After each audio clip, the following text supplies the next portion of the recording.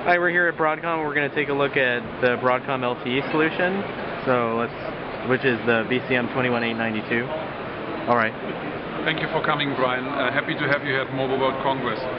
Following up to our CES discussions where we showed you voice over LTE solution, we have recently launched our LTE product and we'd like to show a number of capabilities that we have.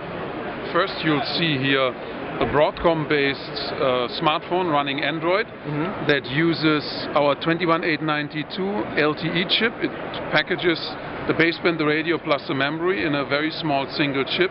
Right. It has a front-end module and a multi-band PA. Nice. It has a number of other Broadcom components as well that you see on the raw PCB. Here is a quad-core chip from Broadcom 28155. And then we have our leading-edge 11AC solution with 2 and 5 gigahertz channel capability. Nice. We use these smartphone platforms for a number of developments. Right now we're focused on the LTE aspects, but as you can imagine, we also test the integration of LTE with Wi-Fi, the ability to have NFC and GPS in those, and manage all the radios and the power consumption really well. Right. Awesome. So the capabilities I'd like to showcase is a high-speed demonstration first. Cool. The chip supports Category 4. Category 4 means that I can have a 20 megahertz LTE channel and support 150 megabits per second downlink and 50 megabits per second uplink. Right. You're currently looking at the display and wondering why I'm showing you less than advertised. This is but it's speed test though. This is speed test application layer with IP packet and TCP overhead included. So once you subtract those, you come up with a raw file layer throughput of about 150 down and 50 up. Right. They need to make the test longer too, I think.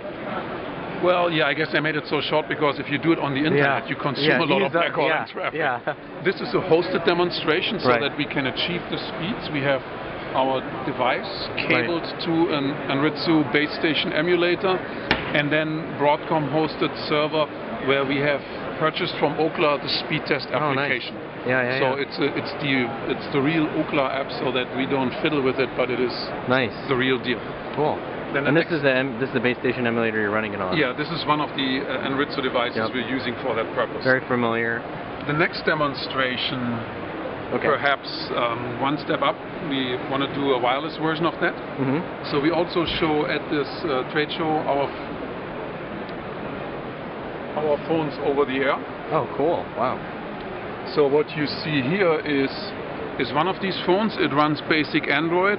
It has our debug connector, so we can do all kinds of diagnostics because it's a development platform. Other than that, it has only my fingers attached to it. There's no wires. Yeah, no wires. It talks to the space station. I have the speed test app that everybody's very familiar with. And I have to warn you because I am backhaul limited. Yes. We only got 10 megabits per second at the end of the day from FIRA. So when we start the test, it won't be super fast, but it's over the air. So Barcelona server, the ping was 47 milliseconds. We're doing even less than 10. You know, it's middle of the day, so with the latencies and the backhaul sharing, we'll get 6 and then probably 5 up. That's what we typically see. 4.5 to 5. Gotcha. But I already showed you Category 4. We have 20 megahertz up and running. So no strings attached. Nice. I'm going to show you a demo that takes it up one notch. Oh, cool. And that is using the same 21892 development platform. You see it here again. It is it is cabled again to a base station emulator. But this time we show carrier aggregation. Oh, okay, cool. So in this setup, we have our 21892 cabled to an Anritsu base station again, and we have two 10 megahertz channels. We have a primary carrier, 10 megahertz band 17, and we have a secondary carrier, as we call it, which is band 4, also 10 megahertz. Cool. And we have... I wonder who that is.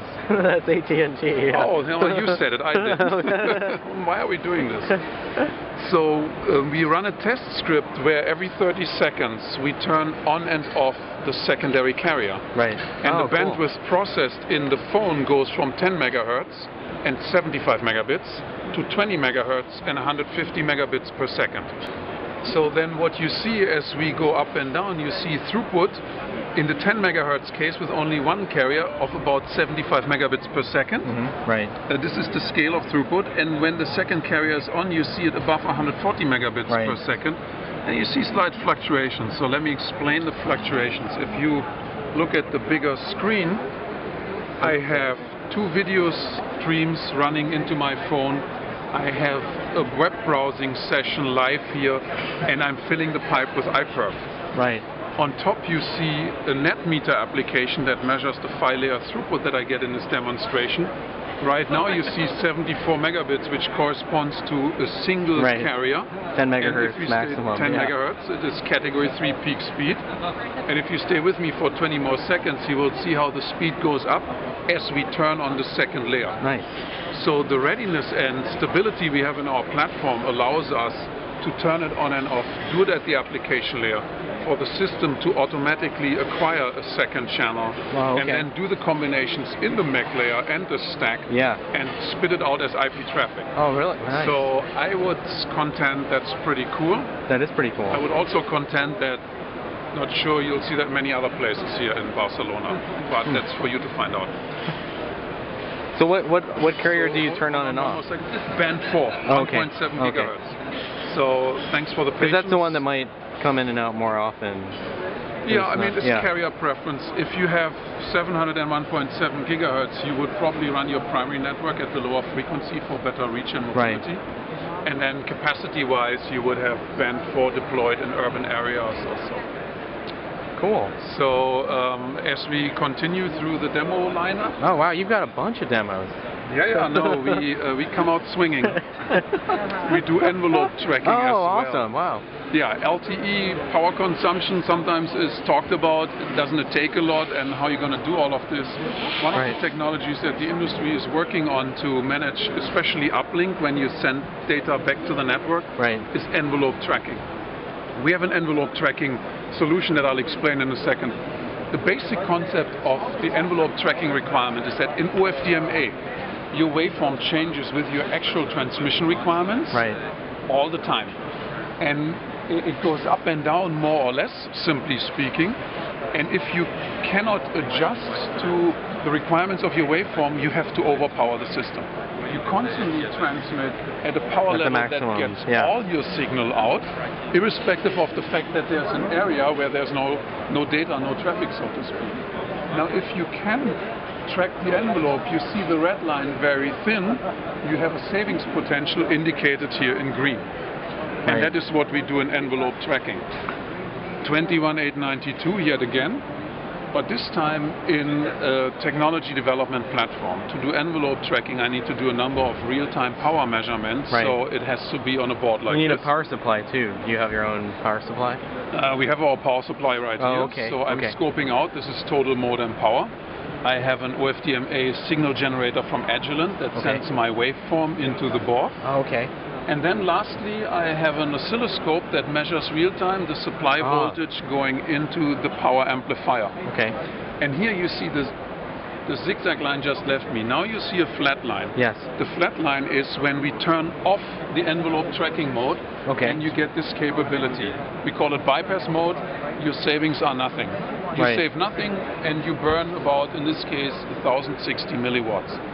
In a moment we will turn envelope tracking back on, and then this display will adjust real time to the measurements. Now you see that we have the flexible supply voltage. The voltage has gone from 3.5 to about 2.4, and you see here the line.